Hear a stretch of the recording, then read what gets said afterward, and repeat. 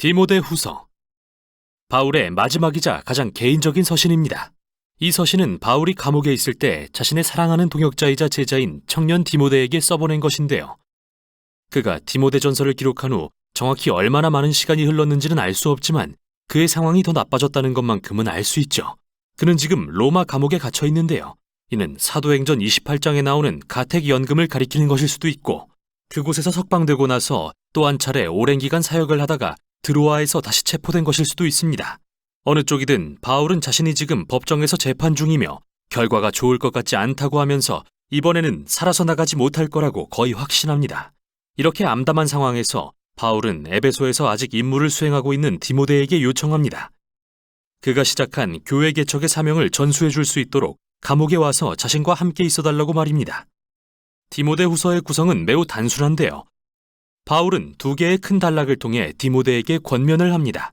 첫째는 지도자로서의 소명을 받아들이고, 둘째는 그에게 오기 전에 에베소에서 여전히 문제를 일으키고 있는 거짓 교사들을 다루라는 것이죠.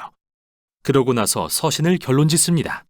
바울은 디모데와 그의 가족, 특히 외할머니 로이스와 어머니 유니게로 인해 하나님께 감사드리며 서신을 시작합니다. 그들은 디모데가 어릴 때부터 구약 성경의 이야기에 빠져들게 해주었고, 이는 메시아이신 예수님에 대한 깊은 믿음을 심어주었죠. 그래서 바울은 이 확고한 믿음과 관련해서 첫 번째 권면을 합니다. 그는 디모데에게 예수님의 복음과 그 복음을 전하다 죄수가 되어 고난당하는 자신을 부끄럽게 여기게 하는 유혹을 물리치라고 말합니다. 바울이 이 점을 강조해야 했던 이유는 그의 잦은 투옥으로 인해 생긴 오명 때문이었는데요. 이는 바울의 많은 동역자가 사도로서의 그의 소명을 의심하게 만들었고, 그가 언급하는 부겔로와 호모게네라는 사람은 범죄자 혐의를 받는 바울과 연관되는 게 부끄러워서 심지어 그를 버리고 떠나버렸죠. 이에 바울은 디모데에게 부끄러움을 두려워하지 말고 자신을 만나러 오라고 합니다. 물론 그는 이 요청이 디모데를 위험에 빠뜨릴 수도 있는 이름을 알기에 그에게 능력의 근원은 예수님의 은혜임을 상기시킵니다. 이 사실을 기억하는 게 정말 중요하고 필요한 이유는 예수님을 따르는 일은 쉽지 않기 때문입니다. 당신의 전부를 요구하는 일이니까요. 바울은 예수님을 따르는 것을 자기 상관을 기쁘게 해야 하는 군사에 비유합니다. 또는 경기를 위해 자신의 몸을 단련하는 운동선수나 열심히 일하는 헌신적인 농부에도 비유합니다.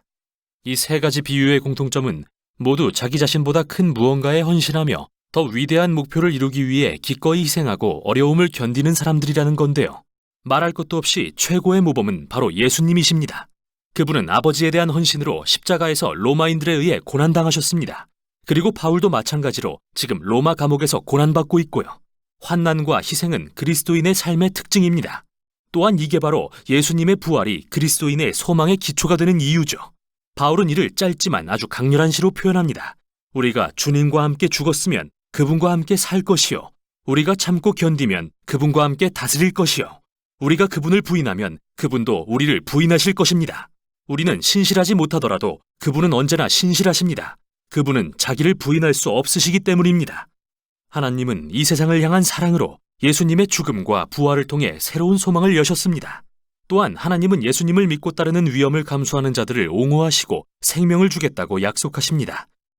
그분을 부인하는 자들은 그 결정을 존중해서 똑같이 대하실 것입니다. 하지만 신실하지 못한 인간과 달리 하나님은 변함없이 신실하신 분입니다. 그래서 바울은 대가를 치러야 되는 걸 알면서도 디모데에게 신실하라고 명하는 것이죠. 두 번째 단락으로 넘어가서 바울은 디모데에게 로마에 오기 전에 에베소의 부패한 교사들에 맞서라고 권면합니다. 그들의 가르침은 에베소 교회에 마치 암세포처럼 퍼지고 있었습니다.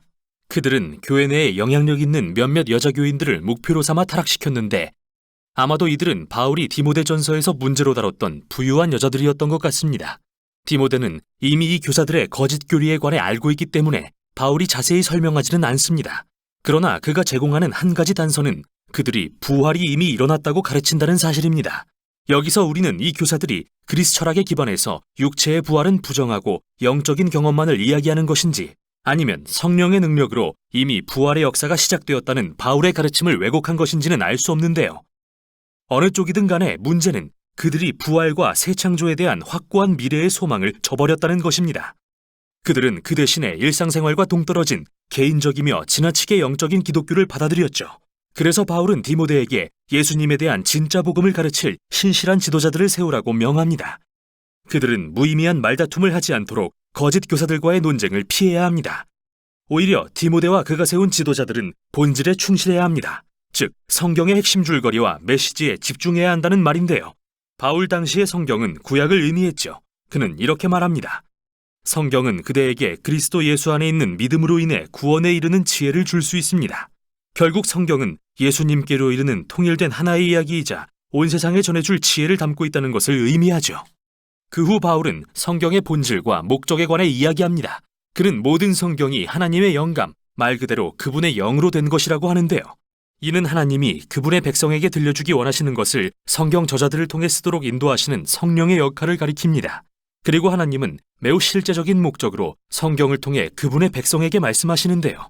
바울은 이렇게 말합니다. 성경은 교훈, 즉 전에는 몰랐던 것을 가르치기에 유익하며 책망, 즉 믿는다고 말은 하면서 사실은 삶으로 실천하지 않는 것들을 지적하기에 유익하며 우리의 흐트러진 생각과 행동의 방식들을 드러내어 바르게 하기에 유익합니다. 또 성경은 의로 교육하여 참된 인간이 되는 새로운 길을 보여주기에도 유익한데요. 이 모든 것은 하나님의 백성이 선한 일을 위해 준비되게 하기 위함입니다. 서신의 결론에서 바울은 디모데에게 자신이 살아서 감옥을 나갈 수 없을 것 같다고 말합니다. 그러니 겨울이 되기 전에 최대한 빨리 와달라고 하면서요. 그는 차가운 감옥에서 얼어붙지 않으려면 두고 온 두꺼운 외투가 필요했습니다. 그리고 디모데에게 드로아에서 체포될 때 두고 온 것으로 보이는 자신의 책들도 가져와 달라고 부탁하죠. 그는 또 알렉산더를 거명하면서 특히 피해야 할 위험한 사람이라고 경계합니다. 아마도 그는 이번에 바울을 체포시킨 핵심 인물인 듯합니다.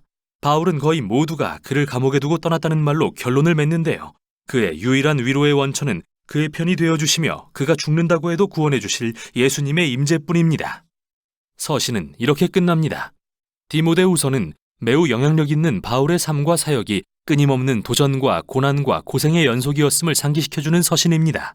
예수님을 따르는 일은 위험과 갈등을 수반하며 내 삶에 갈등과 불편을 받아들이는 것을 의미합니다. 그러나 이 모든 것은 예수님의 부재를 의미하는 게 아닙니다. 오히려 바울과 다음 세대의 그리스도인들이 깨달은 것처럼 우리가 어둡고 힘든 순간 가운데 있을 때 예수님의 사랑과 신실하심이 가장 확실한 실체로 드러난다는 것을 보여줍니다. 이게 바울의 마지막 서신인 디모데후서가 전하는 내용입니다.